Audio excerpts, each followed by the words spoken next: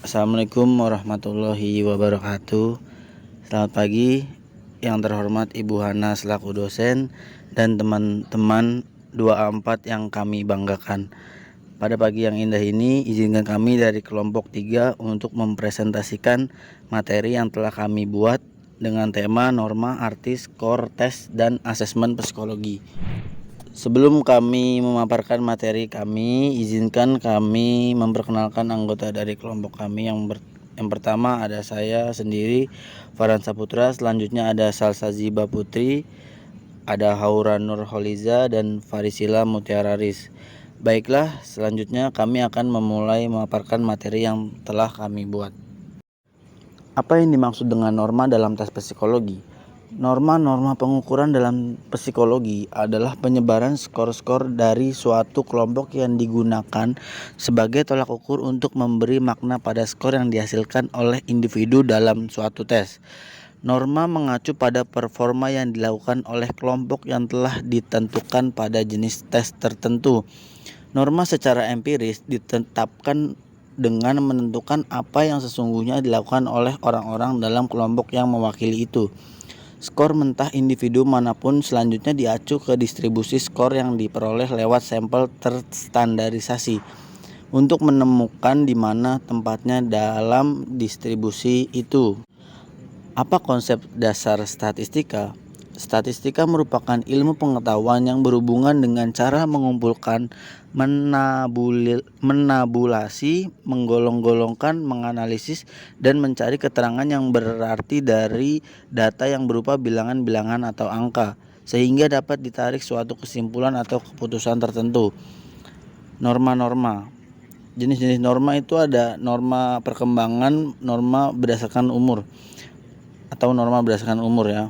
Norma-norma pengukuran dalam psikologi ini digunakan untuk menginterpretasikan skor-skor yang didapatkan pada tes-tes perkembangan. Norma perkembangan terbagi menjadi mental age, basal age, nilai-nilai rata-rata pada kelompok usia tertentu, skala ordinal, Gradient, reference testing, and expectancy table. Yang kedua ada norma kelompok. Norma-norma pengukuran dalam psikologi jenis ini digunakan untuk mengetahui posisi subjek dalam distribusi sampel normatif. Sampel normatif adalah skor subjek yang dibandingkan dengan skor kelompok. Apabila peneliti hendak menggambarkan posisi individu dengan cara membandingkan kemampuan dan kelompok, maka raw skor atau nilai mentah harus dimasukkan ke dalam skala yang sama. Asesmen psikologi. Psychological assessment adalah sebuah evaluasi yang dilakukan oleh psikolog dalam rangka mengetahui fakta-fakta umum maupun spesifik mengenai individu, mengidentifikasi baik keunggulan maupun kelemahannya, untuk menginformasikan bagaimana individu tersebut berfungsi sekarang. Tujuan dari psychological assessment adalah menghasilkan sebuah gambaran yang akurat mengenai masalah-masalah yang dimiliki seorang individu, mengidentifikasi faktor-faktor interpersonal dan lingkungan yang berkontribusi terhadap masalah-masalah tersebut, dan menentukan treatment yang efektif untuk mengatasi masalah mereka. Fungsi asesmen. Yang pertama, untuk merangsang konselor dari klien untuk mempertimbangkan berbagai masalah. Yang kedua, untuk menjelaskan sifat masalah. Yang ketiga, dapat menyarankan alternatif solusi masalah. Yang D, menyediakan sebuah metode untuk membandingkan berbagai alternatif sehingga keputusan dapat dibuat atau dikonfirmasi. E, untuk mengaktifkan konselor dari klien untuk mengevaluasi efektivitas solusi tertentu. Prinsip-prinsip tes psikologi. 1. Standarisasi alat ukur psikologi. Konsistensi dalam penerapan alat ukur perlu diberlakukan selama proses asesmen dan tes psikologi dijalankan. Konsistensi juga mencakup standarisasi pada pemberlakuan prosedur, langkah, dan mekanisme pelaksanaan hingga penilaian. Yang kedua, ada objektivitas dalam penilaian. Objektivitas dalam penilaian, tes psikologi bermakna menjauhkan tes psikologi dari pemaknaan-pemaknaan yang bersifat personal. Nilai-nilai yang bersifat bias perlu dihilangkan pada fase penilaian atau scoring. Dan yang ketiga ada adanya norma pengujian. Norma pengujian adalah hasil umum dari pengujian pada kelompok besar yang juga mencakup hasil pengujian pada individu dapat diperbandingkan dengan hasil pada kelompok lain. Yang keempat ada reliabilitas.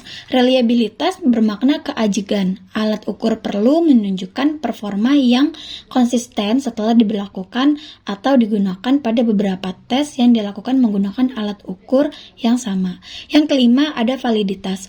Validitas bermakna kesesuaian penggunaan alat ukur dengan tujuan pengukuran itu sendiri. Macam-macam tes psikologi. Tes psikologi memiliki keragaman sesuai dengan kebutuhan dan tujuan dilakukannya sebuah pengujian.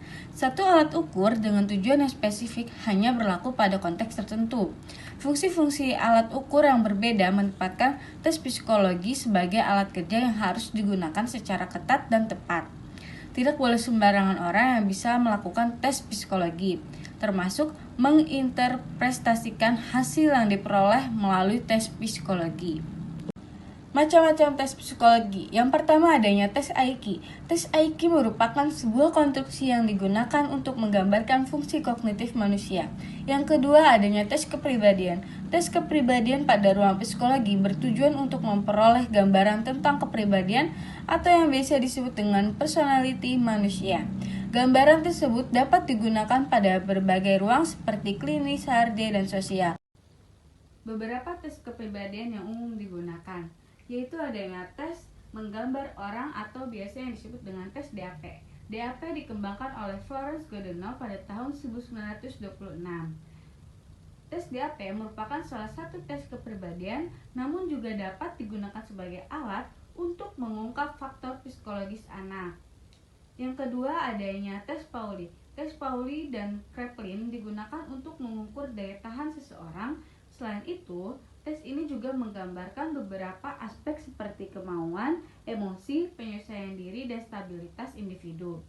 Biasanya, tes ini dilakukan di sesi akhir dari serangkaian tes psikologi yang dilakukan. Tes Pauli banyak digunakan dalam seleksi atau perekrutan tenaga kerja. Teori psikoanalisis merupakan teori yang berusaha untuk menjelaskan tentang hakikat dan perkembangan kepribadian manusia.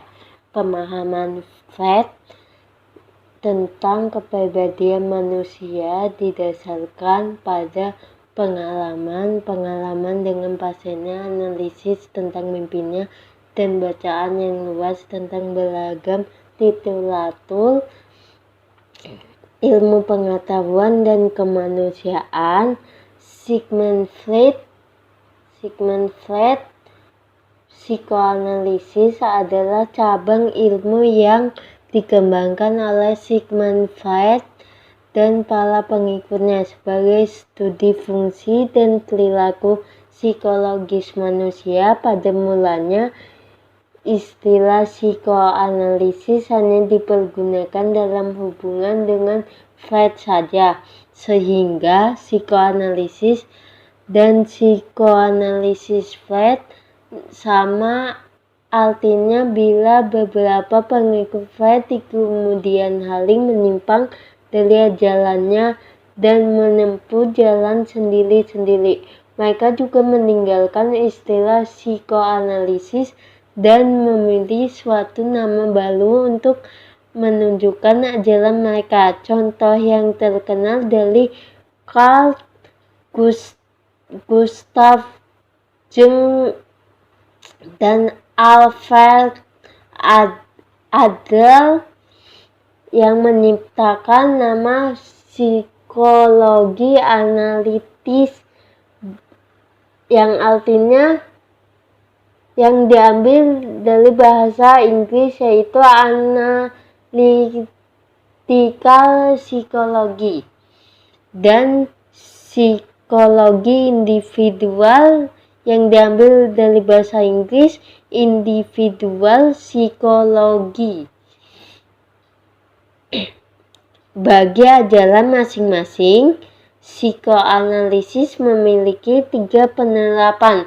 1. Suatu metode penelitian dari pikiran. 2. Suatu ilmu pengetahuan sistematis mengenai perilaku manusia. 3. Suatu metode perlakuan terhadap penyakit psikologis atau emosional. Teori psikoanalisis dikembangkan oleh Sigmund Freud. Psikoanalisis dapat dipandang sebagai teknik terapi dan sebagai aliran psikologi. Sebagai aliran psikologi, psikoanalisis banyak berbicara mengenai kepribadian, khususnya dari segi struktur, dinamika, dan perkembangannya. Kesimpulan, asesmen psikologis adalah bagian integral dari konseling. Asesmen menyediakan informasi yang dapat digunakan dalam setiap langkah model pemecahan. Asesmen menyajikan fungsi-fungsi berikut untuk membantu konselor dan klien untuk mempertimbangkan berbagai masalah. Yang kedua, untuk menjelaskan keadaan masalah. Yang ketiga, dapat menyarankan alternatif solusi untuk memecahkan masalah. Yang keempat, untuk menyediakan sebuah metode yang membandingkan berbagai alternatif sehingga keputusan dapat dibuat atau dilaksanakan dan mengaktifkan konselor dan klien untuk mengevaluasi efektivitas solusi tertentu. Bagaimana proses penyusun norma alat ukur psikologi? Langkah-langkah menyusun alat tes psikologi: identifikasi tujuan penggunaan tes, identifikasi domain tingkah laku, dan indikator-indikator melalui mewakilkan konstruk. Membuat tes spesifikasi, menulis item berdasarkan kisi-kisi dengan memperhatikan kriteria penulis item. Sekian dari presentasi dari kelompok kita. Kurang lebihnya mohon maaf. Wassalamualaikum warahmatullahi wabarakatuh.